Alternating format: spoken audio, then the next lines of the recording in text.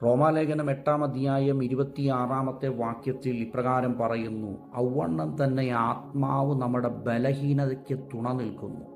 വേണ്ടും പോലെ പ്രാർത്ഥിക്കേണ്ടത് എന്തെന്ന് നാം അറിയുന്നില്ലല്ലോ. ആത്മാവ് തന്നെ ഉച്ചരിച്ചു കൂടാത്ത ഞരക്കങ്ങളാൽ നമുക്ക് വേണ്ടി പക്ഷവാതം ചെയ്യുന്നു.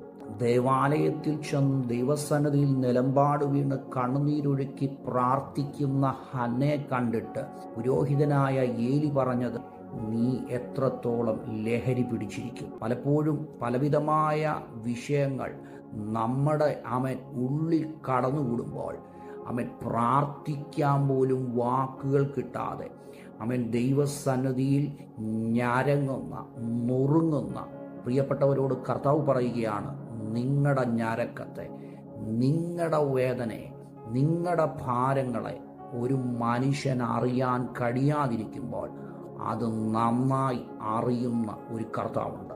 വർഷങ്ങൾക്ക് ശേഷം ആ പ്രാർത്ഥനയുടെ മറുപടിയായി ഹന്ന ശമൂവേലിനെ കൊണ്ട് ആലയത്തിൽ വന്നൊരു സാക്ഷ്യമായി നിന്നതുപോലെ ചില വിഷയങ്ങളുടെ നടുവിൽ ഉള്ളുരുകി മനോവ്യസനത്തോടെ ഈ ദിവസങ്ങളിൽ ആരെങ്കിലും ആയിരിക്കുന്നെങ്കിൽ കർത്താവ് പറയുകയാണ്, നിങ്ങൾ ധൈര്യത്തോടെ ആയിരിക്കുക, സമാധാനത്തോടെ ആയിരിക്കുക.